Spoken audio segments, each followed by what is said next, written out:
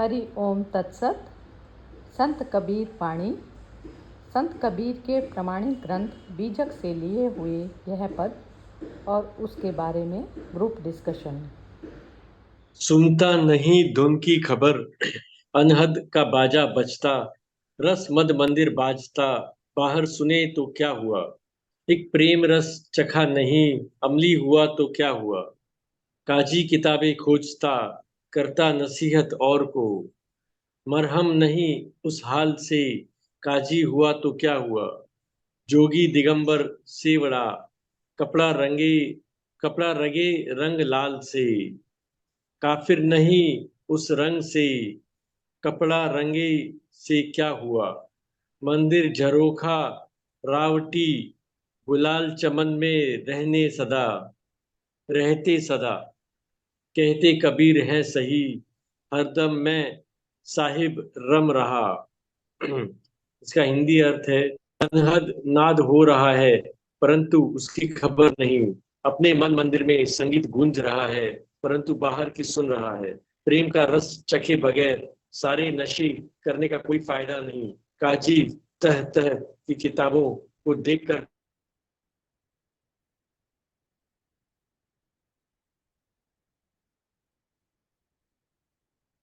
विनोद जी की आवाज चली गई ना जानता, सबको। योग सॉरी, आ रही ना आवाज? कट रही है, आपकी आवाज कट रही है। आवाज अभी आ रही है वैसे। ठीक। योग नहीं करने वाले योग करने वाले दिगंबर, चाहे श्वेतांबर जैन साधु, यदि अपने कपड़ों को चाहे किसी रंग से रंगे, यदि प्रेम के रंग से नहीं रंगे तो क्या लाभ। मंदिर में बैठकर झरोखे से झांकना, बाग बगीचों में साहब के लिए जाना व्यर्थ है, वह तो इस श्वास में रमा हुआ है। हो गया, थैंक यू। हाँ जी, चलो स्टार्ट करते हैं। कहाँ से? हाँ जी, सिंह साहब आप ये पहले ऐसे कीजिए, आप सिंह साहब ये इसको हिंदी को दोबारा पढ़ लीजिए। थोड़ा विनोद जी की आवाज कट गई थी ना, तो ओके इसको ओके। हिंदी पढ़ के फिर एक्सप्लेन कीजिए इसको। हाँ जी। हाँ, कबीर साहब बोल रहे हैं। उनका जो अर्थ है उसका वो है हिंदी में, अनहद नाद हो रहा है परंतु उसकी खबर नहीं। अपने मन मंदिर में मन मंदिर में संगीत गूंज रहा है परंतु बाहर की सुन रहा है। प्रेम का रस चखे बगैर सारे नशे करने का कोई फायदा नहीं। काजी तरह तरह की किताबों को देखकर दूसरों को नसीहत दे रहा है लेकिन अपने मर्म को खुद नहीं जानता। योग करने वाले दिगंबर चाहे श्वेतांबर जैन साधु, यदि अपने कपड़ों को चाहे किसी रंग से रंगे, यदि प्रेम के रंग से नहीं रंगे तो क्या लाभ। मंदिर में बैठकर झरोखे में झांकना, बाग बगीचों में साहिब के लिए जाना व्यर्थ है, वह तो साहिब हर श्वास में रमा हुआ है। क्वाइट वेरी ब्यूटीफुल श्लोक है ये, वेरी नाइस। तो कुछ बोलो इसके ऊपर। हाँ जी, हाँ जी, बोलिए। इसमें कबीर साहब क्या बोल रहे हैं कि जो अनहद नाद है वो 24/7 चल रहा है। ऐसा नहीं कभी बंद होता है, बंद होता ही नहीं है, वो तो चलता ही रहता है, कभी अनस्टॉपेबल है। लेकिन फिर भी हमको सुनाई नहीं देता है क्योंकि हम बाहर की आवाज से ज्यादा रस रसते हैं, यानी कि ज्यादा आकर्षित होते हैं। तो उस अनहद की आवाज जो है उस आवाज से दब जाती है। तो that is why we are not able to hear it. Actually उनको सुन ही नहीं सकते क्योंकि वो तो हमारी जो दूसरी कामनाओं की, डिजायर्स की, या दूसरी जो भी जो चीजें हैं उनमें दबी होती है, तो उनको सुनना बहुत मुश्किल होता है। रस मंद महिर बाजता बाहर सुन, ये मंदिर की बात हो रही है, अपने अंदर की बात हो रही है। Sir it's not something like जो ईंट पत्थर का मंदिर बना उसकी बात नहीं हो रही है। तो और बोल रहे हैं जो प्रेम का रस तो चखा नहीं, यानी कि बोलते हैं ना कि मैंने ये कर लिया, वो भी कर लिया, ऐसा भी कर लिया, ये भी मैंने खाया, वो भी टेस्ट कर लिया, वो भी कर लिया। तो बोल रहे हैं कि इन सब का कोई फायदा नहीं जब तक प्रेम का रस नहीं चखा। तो वो बता रहे हैं कि प्रेम का रस जो है वो सबसे ऊपर है। उसके बाद वो बोल रहे हैं कि जो ज्यादातर लोग क्या करते हैं, अपनी जो दूसरों को बताते रहते हैं, ऐसा करो ऐसा नहीं करो, ये करना ठीक है करना गलत है, तो वो खुद नहीं समझ रहे होते हैं लेकिन दूसरों को बता रहे हैं कि किताबें पढ़ ली होती है उन्होंने। तो वही अगेन वही आ जाता है ना, वो जो कबीर साहब का, पोथी पढ़ पढ़ जग मुआ, पंडित भया ना कोई, क्या ढाई अक्षर प्रेम के पढ़े जो पंडित हुए। तो इसी तरह से बोल हर चीज के बारे में बोल रहे हैं कि जो असली चीज है उसको हम पकड़ते नहीं है, जो नकली है उसकी तरफ आकर्षित हो जाते हैं। वो तो हर हर रमा हुआ है। रमा मतलब, राम का मतलब रमा भी होता है, क्योंकि रमा मतलब उसमें डूबा हुआ, उसमें रसा हुआ। तो वो तो हर रस में है, हर जगह है। हम लेकिन प्रेम का रस रसना चखना बहुत जरूरी है। ये नहीं बोलेंगे कि बाकी रस में नहीं है, वो बाकी रस में भी है, लेकिन प्रेम का रस जो नहीं पड़ा नहीं चखा तो बाकी रस अनरस है, यानी कि अधूरे हैं। सो यही सोचता हूँ मैं इसके बारे में। और कोई बोलिए आप सरिता जी। हाँ जी, ये नेक्स्ट बोलेंगे, कपिल जी बोलेंगे। जी, आई थिंक काफी अच्छी तरह से समझाया सिंह साहब ने। हम लोग I think day to day activities या दूसरे की प्लसेस माइनस में ज्यादा चले जाते हैं, जबकि सब हमें खुद ही है। सो आई थिंक एक बहुत अच्छा चीज बताया कि अफेक्शन एंड एम्पैथी, ये बहुत होना जरूरी है। बाकी आई थिंक आपके पास टूल्स और आपके पास एजुकेशन क्वालिफिकेशन तो सब है, बिना अफेक्शन और बिना एम्पैथी आई थिंक चीजें फिर अटक ही जाती हैं। तो आई थिंक इतना ही बोलना था। ठीक है, चलिए मोना, मोना की बारी है। मोना बोलो।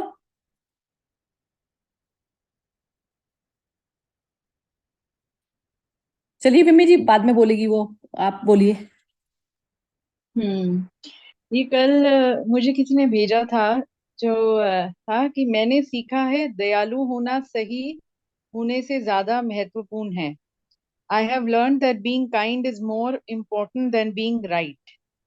और जिंदगी में हम इसी में लगे रहते हैं कि मतलब वही जो बाहरी अ, अ, दिखावा कहो या शोशेबाजी कहो, और जो रट लिया उसको सबके सामने रख के दूसरों को नसीहत दे रहे हैं, पर अंदर तो अपने आप को हमने खुद ही अपने आप को साफ नहीं किया या अपने आप को प्योर उस पर लाए नहीं। तो इसमें वैसे वही कहा है कि दिगंबर चाहे वह सफेद कपड़े पहन ले, पर यदि उसमें वो मर्म नहीं है, वो दूसरे के प्रति, मतलब किसी के भी प्रति, फिर से मैं वो आऊंगी कि सिर्फ ह्यूमंस नहीं, कोई भी जीव, कोई भी बेसिकली एनवायरनमेंट या कॉन्शियसनेस या अवेयरनेस नहीं है अपने आसपास की, और सिर्फ वो किताबी तक ही वो लिमिटेड है, तो उसका कोई फायदा नहीं। और प्रेम वही होगा, और वो निस्वार्थ प्रेम तभी होगा जब आप मतलब बिल्कुल घुले हुए हो।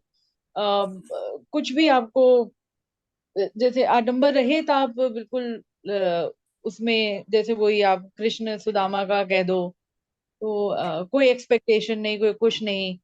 तो प्रेम इज वही, जैसे मन से, वो जो कह रहे हैं मन मंदिर में संगीत गूंज रहा है, तो वो आपका मन ही आपका वो मंदिर है, और आप झरोखों से झांक रहे हो, छोटे छोटे झरोखों से झांक के ईश्वर, तो आप अपने आप को वो वहीं पर आप लिमिटेशन कर रहे हो, मतलब इस आपकी पोटेंशियल इतनी ज्यादा है अपने आप को उस सागर में पूरे अपने आप को घोलने की या बिल्कुल करने की, और आप अपने आप को उसी में लिमिट रख के ही ऊपरी ऊपरी में ही उसको प्रेम समझ के कर रहे हो। हम्म। सरिता जी मेरे ख्याल से बाहर हो गई है गलती से कुछ, या तो नेटवर्क नहीं चल रहा है उनका। है। अच्छा। सरिता जी हाँ, आ गए आ गए, अभी आ गए। हाँ जी। हेलो, हाँ जी हेलो, सरिता हाँ जी। जी सरिता जी। हाँ जी, मैं तो कट गई थी बीच में। चलिए कोई ठीक है, नहीं नहीं वो तो पहुंच तो सभी गए, ऐसा कुछ नहीं है, समझ में अंडरस्टैंडिंग तो सभी की ठीक है। चलिए विनोद जी का भी सुनते हैं, क्योंकि इसमें क्या है ना, जैसे हम खुद बोल लेते हैं ना तो उसमें और क्लैरिटी होती चली जाती है। बस ये ना अंदर उसकी बात है, संवेदनशीलता की बात है। जैसे हम किसी के प्रति जैसे आपको कोई प्रॉब्लम आई सामने, तो मैं आपके उसमें जाकर पूरी तरह से पहले अब्जॉर्व हो जाती हूँ। आप जिस सिस्टम में पली बड़ी हैं, जिस उसमें, तो पहले पूरी तरह से उसमें अब्जॉर्व हो गई। तो उसमें फिर मैं अपने आप नहीं बची, तो अपने आप जब नहीं बची तो तब मेरे को सोल्यूशन आया, तब मैं प्रेम तत्व में स्थापित होती हूँ। तो प्रेम तत्व कहते ही उसको है कि जिसमें आपका अपना कुछ नहीं है। अपने लिए सामने कोई भी आया है बंदा, तो उसमें आपके लिए कुछ नहीं है। तो प्रेम अवस्था ही वही है कि जैसे हर इंसान जाता तो प्रेम की तरफ है। प्रेम प्रेम उस अवस्था का नाम होता है कि जहां पर आप विचार शून्य होने के लिए, अपने ही मन से विचार शून्य अवस्था पे जाने के लिए हर मनुष्य वहीं के लिए प्रयास करता है। हर मनुष्य, जैसे मेरे माइंड में एक थॉट आया कि मुझे शॉपिंग करनी है इस चीज की, तो जो मेरे माइंड में थॉट आया है मैं उसको फिर खत्म करने के लिए जा रही हूँ ना, उसके लिए फिर एक्शन कर रही हूँ। हर चीज में कर्म योग आ जाता है। पहले क्या आ जाता है, अवेयरनेस इस चीज की आती है। पहले क्या होता है, ज्ञान योग। ज्ञान योग होता है तो ज्ञान से हमें पता चलता है कि मैं जिस चीज के पीछे में भाग रहा हूँ, या जो भी मेरे को थॉट क्रिएट कर रही है जो चीज, तो वो सही है गलत। तो विवेक बुद्धि सबसे पहले डिसाइड करती है। फिर उसके बाद में कर्म में उसमें वो करती है, वो कर्म में फिर संलग्न होती है। फिर कर्म के बाद में तीसरी स्टेट वो उसके बाद आती है, शांति की, पीस की आती है। तो पीस की जब आती है तो स्टेट, तो उसमें जब तक ईगो मौजूद है तो वो ईगो हमेशा वो प्रेम में स्थापित नहीं हुई। तो ईगो क्या होता है, ईगो उसके साथ में डिसॉल्व हो जानी चाहिए पूरी तरह से। तो ये हर मनुष्य अपने लगा हुआ इसी कार्यक्रम में है। अब हम समझते हैं जैसे दूसरा आया, अब सामने कोई व्यक्ति है तो दूसरा नहीं आया। मेरे मन में यदि कोई सामने कोई प्रॉब्लम में फंसा पड़ा है और मेरे पास सॉल्यूशन है, और मैं उसको कह रही हूँ कि मेरे को कुछ फर्क नहीं पड़ता उसका, मैं तो अपना शांति में बैठी हूँ, तो वो शांति बिल्कुल बेकार की शांति है। वो बेकार की शांति इसलिए है कि आपके पास यदि सॉल्यूशन है तो आप उसको देने की कोशिश करेंगे ना। आप उसमें अपना ना रखें, कुछ भी अपना ना करें कि मेरे को कुछ इससे मिलेगा। तो वो बस वो अनंत नाद में जो मनुष्य बैठा है, अनंत नाद उस शांति का, परम का, जो अचल शांति में जो बैठा है मनुष्य, अनंत नाद उस अवस्था को कहा जाता है। विचार शून्य अवस्था को अनंत नाद बोला जाता है। क्योंकि पूरी जो टोटल एग्जिस्टेंस है, तो उसमें जो कॉन्शियसनेस है वो कभी भी मरती नहीं ना, वो हमेशा सरवाइव करती है। और कॉन्शियसनेस सबकी एक है। अब जो थॉट करके, जैसे ये बॉडी हो गई, पार्ट्स हो गए पुर्जे, अब इनको पार्ट्स में जो इंसान जितना लिप्त है तो वो उतना अशांति में बैठ जाता है जाके। तो वो अशांति तब होगी जब हमारा को बॉडी को एज अ बॉडी ही देखेंगे, जैसे दूसरे की भी बॉडी को हम एज अ बॉडी ही देख रहे हैं। जो हम डील जो करते हैं वो कॉन्शियसनेस से करते हैं कि वो बॉडी, वो कॉन्शियसनेस कितनी लिप्त है इसमें। तो ये चीज जब देखनी आ जाती है हमें एक दूसरे की, तब हमारे अंदर करुणा पैदा होती है कि वो भी और वो भी, हम में फर्क ही नहीं ना, कुछ भी फर्क ही नहीं है। तो तब पता चलता है कि बॉडी की रिक्वायरमेंट सबकी वही है, सब कुछ सेम है। लेकिन वो मनुष्य अननेसेसरी जो है किसी चीज के लिए दुखी हो रहा है, सुखी हो रहा है, तो तब हम कर पाते हैं। तो कह रहे हैं जैसे काजी है ना, ये काजी का बताया कि इसमें किताबों को देखकर दूसरों को नसीहत दे रहा है। और नसीहत, जब तक आप स्वयं स्थित नहीं हो ना, तो आपका जो ज्ञान भी है ना, वो मिथ्या ज्ञान या झूठा ज्ञान होता है। वो इस प्रकार से जब तक आप खुद स्थापित नहीं हो, या तो आया कि आपकी भी स्थिति वहां तक चल रही है, आप भी लगे हुए हो और दूसरा मनुष्य भी आपके साथ साथ चल रहा है, तो दोनों दोनों एक ही प्लेटफॉर्म पे आ गए और फिर चल रहे हैं इकट्ठे इकट्ठे। तो वो उस स्थिति में आप सोल्यूशन दे सकते हो किसी को। यदि आप खुद प्रेम में मर्ज नहीं होना चाहते, आप जो है सिर्फ ज्ञान ही बांटने में लगे हो, तो वो सब बेकार का होता, ना सामने वाले पे उस चीज का प्रभाव पड़ता और ना उसकी बीमारी क्योर होती। इसमें ग्रेस उतरती है उसमें, जहां पर आप शून्य की तरफ पर जब आपकी यात्रा चल रही है, और आप जब दूसरे मनुष्य को भी उस चीज का, जैसे कहते हैं ना, दवाई लगाते हैं या मलहम लगाते हैं किसी भी तरीके का मन पर, तो तभी वो उसकी जो है वो ये इसमें फिर क्या होता है, ईश्वर की ग्रेस आ जाती है इसमें शामिल। तो जब आप स्वयं डिसॉल्व होने की तरफ पर चल रहे हैं और सामने वाले मनुष्य को भी डिसॉल्व होने की तरफ पर लेके जाते हैं, तो उस समय ये मेडिसिन जो है दोनों की मिलती है ना, मिलन होता है, तो वो तब तब काम करती है। मेरा ऐसा अनुभव है। क्योंकि जो मिथ्या ज्ञान होता है उसका ना कुछ भी फर्क नहीं पड़ता, आपकी स्वयं की स्थिति भी वैसी होनी चाहिए। धीरे धीरे आप भी जा रहे हो और दूसरे को भी लेके जा रहे हो। तो वो जो मन मंदिर में, मन का मंदिर वही स्थान होता है जो शून्यता होती है। शून्य में मतलब शून्य में वो अपने आप उतर आता है, हमें बस सिर्फ शून्य होने तक जाना है। सुनने के बाद में यदि हम बैठे हैं तो हम खुद ही बैठे हैं, वो मूर्ति में वो नहीं बैठा, हम बैठे हैं। मैं अहंकार तत्व बैठा है, तो वो उसमें बैठाने के लिए पूरी तरह से जीरो होना पड़ेगा, बिल्कुल, तब चलेगा। चलिए विनोद जी बोलेंगे। हाँ जी, नहीं आपने एकदम बढ़िया समझा दिया है। सिर्फ एक ही ऐड करूंगा कि ये एक जो है, तो उसमें इस चीज के ऊपर काफी अच्छा उन्होंने एक्सप्लेन किया था कि डॉक्टर जब वो काम कर मतलब जब पेशेंट को चेक करता है तो उसको एक बॉडी नहीं समझे, उसको एक इंसान ही समझे।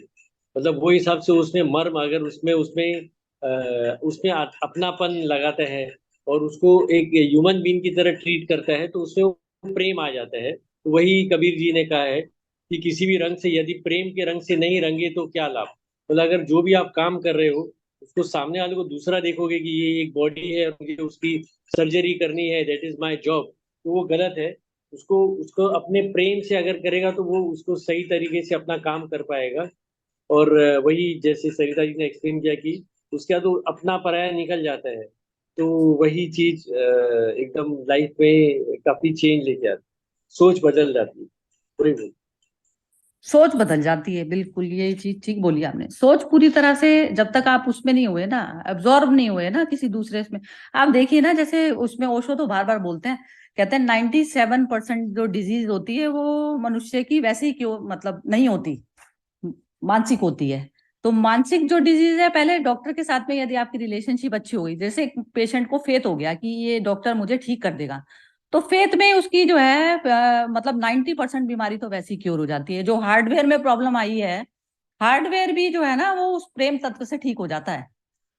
ये जो हम जिसको हम चमत्कार बोलते हैं ना, तो चमत्कार ये शून्यता का चमत्कार होता है। ये जो हमको लगता है ना मिरेकल हो गया, इतनी इतनी भयंकर बीमारी थी उसकी, वो क्योर हो गई, ये सब हो गया, तो ये प्रेम तत्व होता है। जब मनुष्य शून्य में खुद बैठा होता है ना, और जब वो करता है तो वो बिल्कुल बुद्ध की तरह से होता है। वो जो शरीर का भी इलाज यदि वो अंदर बुद्धत्व में बैठ के यदि किया गया है ना, तो वो बिल्कुल क्योर कर देगा उसको, पेशेंट को। तो लेकिन ये हो जाता है, मैं ऐसे वाले डॉक्टर पे मैं मिटती हूँ तो उसमें भी मेरे कर्मिक अकाउंट चलता है, एक्चुअली चलता वो सब कुछ है कि मैं किसी के सामने आ रही हूँ तो वो भी मेरा कर्मिक अकाउंट से आ रही हूँ मैं। पुराना कोई था ना लेन देन, तो उस वजह से मैं सामने आई हूँ। तो सामने आई हूँ तो बुद्धत्व के सामने भी वही मनुष्य आ सकता है कि जो बिल्कुल मतलब या तो बिल्कुल क्योर हो जाएगा उसका, और या फिर जो है वो मतलब बुद्धत्व ही है, बुद्धत्व में ही स्थापित है, तब तब उसमें आएगा। तो ये कर्मिक अकाउंट इस तरीके से चलते हैं। तो बस वो क्या होता है बुद्धत्व में, ये चीज होती है कि जैसे मैं, मेरे सामने कोई गलत डॉक्टर आ गया जिसने मेरा जो है मिसयूज कर दिया, या मेरे को पैसे की वजह से गलत एडवाइस दे रहा है, तो ये भी चलता है। लेकिन यदि मेरी स्थिति बुद्धत्व की है तो मेरे को सामने फिर वो गलत नहीं दिखेगा। गलत इसलिए नहीं दिखेगा कि जैसे बुद्ध पे पैर पे पत्थर लगने पे उन्होंने बोला ये बस लास्ट मेरा जो है बॉन्डेज इसके साथ बंधा था वो भी खत्म हुआ। तो इस प्रकार से बुद्धत्व की दृष्टि ऐसी हो जाती है कि पत्थर जो एक हार्डवेयर जो चीज है उसको उसको भी उसने उस तरीके से डील किया कि कोई, क्योंकि पत्थर की फॉर्म में जो आया है सामने, जैसे हमें लगता है कि ये पत्थर है, लेकिन इंसान के रूप में भी तो पत्थर होते हैं। पत्थर वही हो गया ना जिसको संवेदनशीलता नहीं हुई। तो पत्थर होते हैं, जैसे शरीर के रूप में हिंसक होते हैं, जैसे कोई शेर की तरह से होता है, स्वभाव है ना अंदर अंदर, प्रकृति का नेचर। तो मनुष्यों में भी ये वाली चीज दिखती है, पशुओं वाली।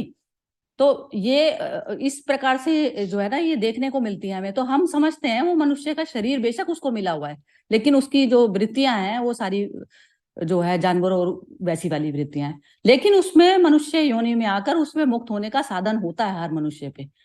तो बस यही होता था, कहते हैं ना बुद्ध के करुणा के शब्द यदि उस पे पढ़ते हैं, उसके मन की भूमि पर पढ़ते हैं, तो उसकी हिंसक वृत्तियां भी शांत हो जाती हैं। जैसे कहते थे ना हिंसक पशु भी शांत हो जाता, तो हिंसक पशु इस प्रकार से शांत हो जाते थे कि क्योंकि उसमें क्या है ना, वो होती है भोग योनि।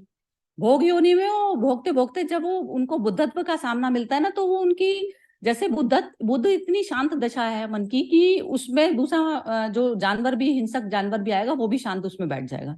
कितना होता था ना ये रमन महर्षि के उसमें भी, आश्रम में भी सुनने में आती थी ये सब चीजें, जब वो कहाँ रहते थे वो, हाँ जहाँ पे भी थे मतलब, तो ऐसा बताया जाता था। और बुद्ध के उसमें तो दिखने में आती ही हैं ये चीजें, बहुत सारी स्टोरीज थी।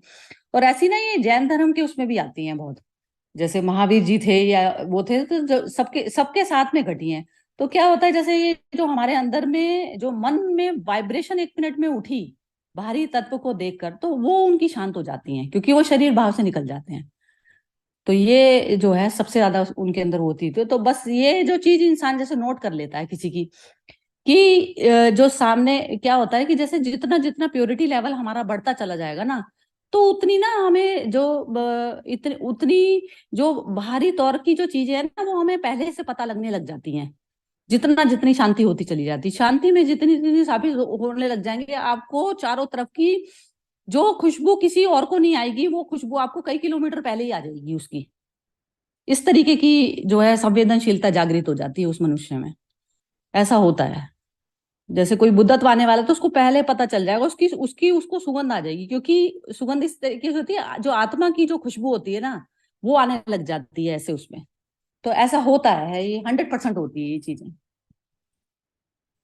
हाँ जी, कोई और बोलना चाहता है? हाँ जी, कौन करेगा कंक्लूड? आपने बोलिए, किसी को बोलना है? आपने जो ये हाँ बोला ना, खुशबू जो आम आदमी या किसी को नहीं मतलब सुगंध नहीं आती है, वो किलोमीटर दूर से कोई सूंघ लेता है उसको।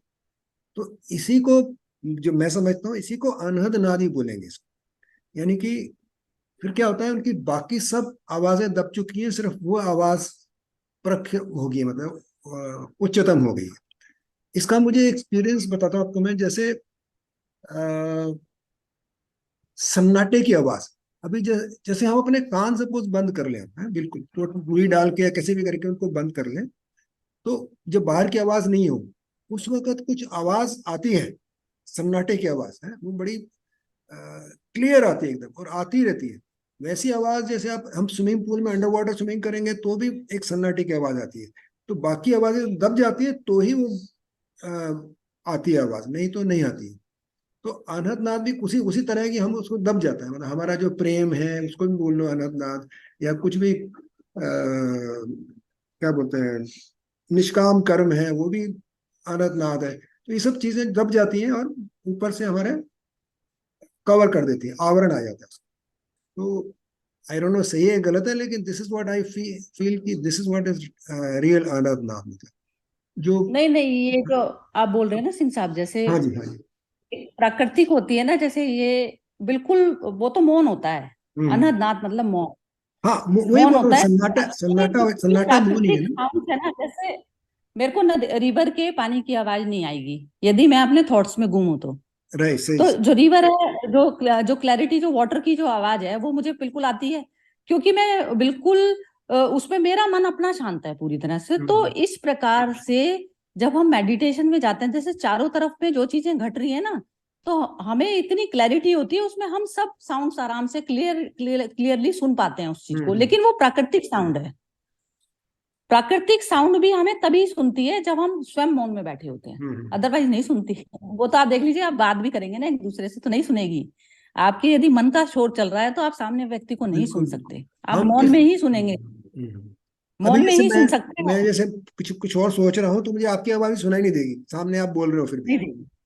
हाँ हाँ, तो ये मौन में एक्चुअली सुनना और ये करना भी तो यही होता है ना। हम्म। जैसे जब हम सुनते हैं ना, तो वो ओशो बार बार ये बोलते थे कि आप जो है सुनना, प्रॉपर सुनो। सुनना मतलब सुनना, मतलब सुनना, हम्म। बस सुनने में फिर थॉट का काम नहीं है, पहले थॉट जीरो करो अपने, फिर सुन पाओगे। क्लियर हाँ सुनना होगा ना, हाँ। शुद्ध सुनना हुआ वो। शुद्ध हम काम करते नहीं कभी भी। शुद्ध में जैसे हम काम कर रहे हैं, यदि हम घर में भी कुछ काम करते हैं, तो घर में भी काम करते हुए हमारे माइंड में 70 चीजें चल रही होती हैं उस समय। तो वो जो पर्टिकुलर जो काम कर रहे हैं ना, तो इसलिए हमारी आउटपुट जो है वो नहीं आ पाती। वो जो 100%, आइंस्टीन ने भी बोला ना कि हम 0.5% जो है अपनी एनर्जी को वो करते हैं। तो वो हमारी किसके साथ में, पहले सुप्रीम के साथ में मर्ज करनी पड़ती है हमें।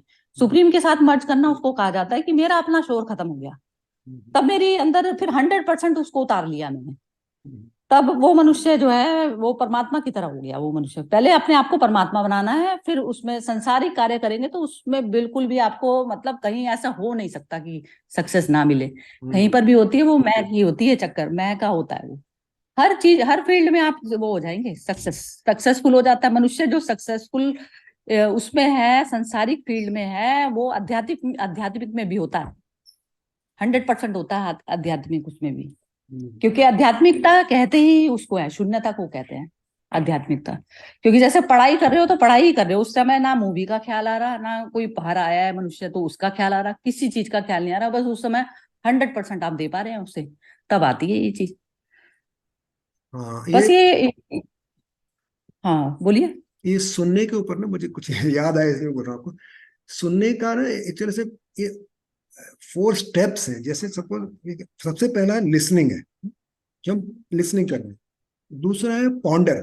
पॉन्डर यानी कि डीप डाइव करना उसमें, पॉन्डर सुनना, फिर ponder. Then third is inquire, inquiry, inquiry generate होना, या बोलते हैं ना क्यूरियोसिटी वगैरह, इंक्वायरी। और चौथा है रियलाइज। तो उसको हम रियलाइज तभी कर पाते हैं जब हम ये 4 स्टेप से जाएंगे। तो पहला listening, pondering, inquiry and then realising. अभी मुझे ऐसे याद है, आपने सुनने की बात की तो मैंने कहा जी नहीं बता नहीं, दिया। वो आप ठीक कह रहे हैं। ये ना जैसे एक जैसे स्टूडेंट को पढ़ाने के लिए बिल्कुल परफेक्ट है, लेकिन हम्म हमारे उसमें ग्रंथ में तो एक ही चीज बता दी, विवेक बुद्धि। हम्म विवेक बुद्धि में मतलब क्षणभंगुर पदार्थ और परमानेंट को आप डिफरेंस कर लीजिए, हर उसमें, हर कर्म में कर लीजिए, हाँ किसको कितना महत्व देना है। महत्व को बुद्धि आएगी ही तभी की, और किस काम को, जैसे कि कोई पेशेंट है, बीमार है। अब यदि मेरे पास, मैं कोई सपोज करो मेरी ऑफिस में, हाँ 1 मिनट है, मुझे नहीं पता, कोई मीटिंग आ गई ऑफिस में, तो आपको ये पता है कि इसको इग्नोर करा तो ये चला जाएगा, तो उस समय विवेक बुद्धि से काम लिया जाएगा। विवेक बुद्धि ये कि मेरे को उस समय मटेरियल अपनी चीज को नहीं देखना, चाहे कितनी भी इंपॉर्टेंट मीटिंग है। तो ये तो हर जगह चलते हैं 4 स्टेप्स सिंह साहब, हर जगह चलेंगे, या हर जगह। वो तो वो विवेक, विवेक, एक्चुअली विवेक विवेक, बुद्धि। विवेक बुद्धि यही तो है। जब ये हम इन सबसे अवेयरनेस आ जाएगी, इन चारों से, तो विवेक बुद्धि होगी। फाइनली तो वो रियलाइज तो हाँ करेंगे। हाँ बिल्कुल, जैसे एक स्टूडेंट आया है ना पढ़ाने के हिसाब से, तो बिल्कुल परफेक्ट बता रहे हैं आप, क्योंकि विवेक ही नहीं समझ में आएगा आजकल तो मनुष्यों को, कि विवेक कहते हैं कि कौन सी चिड़िया का नाम है, यही नहीं पता चलेगा। हम्म ये आजकल तो जैसे भाषा में इतना परिवर्तन आ चुका है ना, तो ये जो शुद्ध हिंदी है नहीं चलती है अब। हम्म आजकल अब जैसे ये है कि अब वो क्योर कर रहे थे बीमारी, तो जब तक वो लैंग्वेज भी आपस में एब्जॉर्ब नहीं करेगी, तो तब तक, अब जैसे मैं तो ये कहती हूँ, बल्कि ये जो शास्त्र है ना, शास्त्रों का भी इस तरीके की इनकी और व्याख्याएं चाहिए आजकल की डेफिनेशन के हिसाब से। जो आजकल जो स्टूडेंट है ना, तो उनके हिसाब से और इनको सॉल्व, मतलब इतना इजी बनाना पड़ेगा कि बिल्कुल वो समझ पाए चीज को। नहीं तो ये एक मनुष्य के लिए गीता भी पढ़ेगा, वो नहीं समझेगा। या बिल्कुल, एक्चुअल में बिल्कुल ऐसा ही भी हुआ है, ऐसा ही हुआ है शास्त्रों में भी। जितने आगे आते गए, जैसे वेदांत थे, उसके बाद दूसरे धर्मों के शास्त्र आए, फिर उसके बाद और आए, फिर लास्ट में जैसे सिख धर्म आया, तो सबकी लैंग्वेज आसान होती गई ऐसे। यानी कि हाँ, और अभी अभी और आसान आसान इसलिए हुई क्योंकि है। हम उसी हिसाब से चेंज मतलब हो रहे हैं ना। लैंग्वेज हमारी डिफरेंट होती जा रही है। पहले हम वो समझ पाते थे, अब नहीं समझ पाते। संस्कृत ऐसे अभी कोई पढ़ता ही नहीं है, तो पहले संस्कृत पढ़ी जाती थी। तो अभी दूसरी लैंग्वेज आ गई, तो जो अभी नए संत जो आते हैं वो अपनी प्रेजेंट जो हम समझ सकते हैं उस लैंग्वेज में समझाते हैं। तो ये चेंज होती रहती है लैंग्वेज जो है ना। और वो कहते हैं ना, जैसे बात प्रेम की वही है, भाषा क्या होती है, चीज प्रेम वही की है। भाषा यही है ना, कि मैं आपके लेवल पर आ गई पूरी तरह से, और आपको जिस भी भाषा में समझ में आता है, मैं उस भाषा में आपको समझाने के लायक हूँ। हम्म जिस भी भाषा में, भाषा चाहे जैसे कहते हैं ना, एक तो वैसी भी भाषा होती है, क्रोध की भाषा है, वैसी भाषा है, तो इसमें सारे, जैसे कहते हैं ना, अलंकार रस, सारी चीजें जैसे इसमें बताते हैं, तो सारी चीजें उसमें शामिल करके एक पूरा हाँ निचोड़ निकल जाता है ना। तो सारी चीजें यूज करनी है। उस समय मुझे दिख रहे हैं कि सामने ये है, इनको ये वाली चीज आती है, मैं कौन से शब्दों में इस मनुष्य को, इसकी मन की प्रकृति ऐसी है, इसको कौन से शब्द मेरी जो है हिट करेंगे वहां पर, जो इसकी बीमारी खत्म होगी। तो ऐसा जब तक एक दूसरे में मर्ज नहीं हो जाता ना, मनुष्य नहीं कर सकता है। ये सिर्फ थोता ज्ञान रह जाता है, कुछ भी नहीं होता इनका, कुछ भी नहीं होता। और आजकल जो ये गीता वगैरह की भी है ना, गीता की, तो ये भी डेफिनेशन वगैरह बिल्कुल आजकल के जो बिल्कुल स्टूडेंट हैं उनके हिसाब से बिल्कुल वो होनी चाहिए। मतलब मेरा तो है ऐसा, यदि समय लगेगा तो मैं तो बनाऊंगी ऐसा ऐसी, लेकिन मेरी खुद की हिंदी बहुत ज्यादा शुद्ध है। तो ऐसा लगता है कि बहुत ही इजी वाला जो आजकल की जो भाषा जो यूज करते हैं ना, सब उस तरीके से होनी चाहिए, तब पता। अब जैसे ज्ञान को, इनको सबको चीजों को, एक योग, योग को एक इंसान फोबिया लेके बैठता था, पता नहीं योग वो क्या चीज बताई जाती, योग का मतलब ही नहीं पता कि विचार शून्य स्टेट पे पहुंचना योग है। तो ये चीज ही नहीं पता, तो उस चीज को कैसे करा है, कर्म से करना है, कर्म से करो, ज्ञान से खत्म हो जाती है वहीं की वहीं, तो ज्ञान से करो। तो वो है ना, जो भी विचार बना है उसको, अब जैसे मेरे को भूख ही लगी है, विचार बन गया मेरे मन में कि मेरे को भूख लगी है, तो भूख लगी है तो उसके लिए कुछ तो एफर्ट करूंगी, या बाहर से मंगाऊंगी या फिर घर में बनाऊंगी, कुछ भी तो करूंगी, तभी तो वो मेरा खत्म होगा। तो ये चीज हर फील्ड में, तो उसमें क्या होता है वो बता दिया कि वहां पर जो कुछ ऐसी वाली समस्या आएगी तो तब उसको गीता को हम प्रयोग में लेके आएंगे। ऐसा थोड़ी ना है, हर जगह गीता चलती है, हर कर्म में चलती है गीता। हाँ जी विमी जी, आप कंक्लूड कीजिए, इसको खत्म करते हैं बस। नहीं, मेरे ख्याल से कंक्लूड करने को नहीं। बहुत अच्छा रहा। I think we conclude with this, absorbing what has been spoken and हाँ implementing it. Well, हाँ ठीक है, ठीक।